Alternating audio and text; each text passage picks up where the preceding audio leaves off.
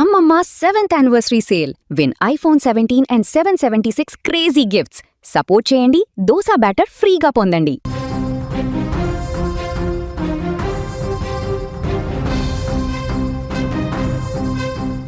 YCP నేత పల్నాడు జిల్లా వినుకొండ మాజీ ఎమ్మెల్యే బొల్ల బ్రహ్మనాయుడిని సైబరాబాద్ పోలీసులు అరెస్ట్ చేశారు. రెవెన్యూ రికార్డ్స్ను ఫోర్జరీ చేసి స్థలాన్ని కబ్జా చేయడంతో పోలీసులు కేసు నమోదు చేశారు. గండిపేట ల్యాండ్ స్కామ్లో బ్రహ్మనాయుడు నిందితుడిగా ఉన్నారు.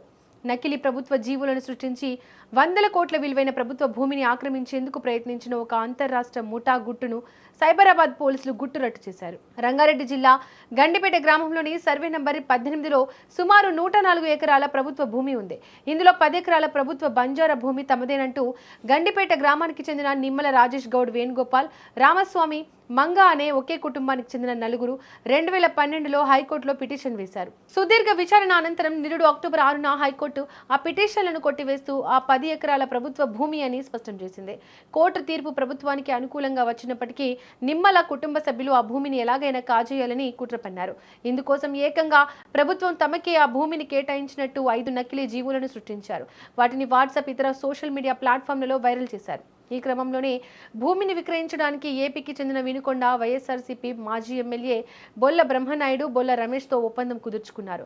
ఎకరాకు 3.5 కోట్ల చొప్పున కుదిరిన డీల్తో భాగంగా నిందితుల మధ్య ఒప్పందాలు జరిగాయి. ఈ వ్యవహారంలో మాజీ ఎమ్మెల్యే నుంచి నిమ్మల కుటుంబానికి 2 విడతలుగా దాదాపు 4 కోట్ల వరకు డబ్బు చేతులు మారినట్లు పోలీసుల విచారణలో తేలింది. అయితే ప్రభుత్వ భూమిని నకిలీ జీవులతో విక్రయించేందుకు ప్రయత్నిస్తున్నారనే సమాచారంతో గండిపేట ఎంఆర్ఓ శ్రీనివాస్ రెడ్డి నర్సింగి పోలీసులకు ఫిర్యాదు చేశారు. విచారణలో అక్రమాలు నిజం కావడంతో నిమ్మల వేణుగోపాల్, నిమ్మల రాజేష్, సాయి కిరణ్తో పాటు 5 ముఠా సభ్యులను పోలీసులు అప్పటికే అరెస్ట్ చేశారు. ఈ నేపథ్యంలో తాజాగా బొల్ల బ్రహ్మనాయుడిని కూడా పోలీసులు అదుపులోకి తీసుకున్నారు. ఇకపోతే అరెస్టు నుంచి తప్పించుకునేందుకు బ్రహ్మనాయుడు ముందస్తు బెయిల్ కోసం కోర్టును ఆశ్రయించినప్పటికీ అక్కడ ఆయనకు నిరాశ ఎదురైంది. న్యాయస్థానంలో బెయిల్ పిటిషన్ తిరస్కరణకు గురి కావడంతో పోలీసులు ఆయన కోసం నిఘాను మరింత ముమ్మరం చేశారు.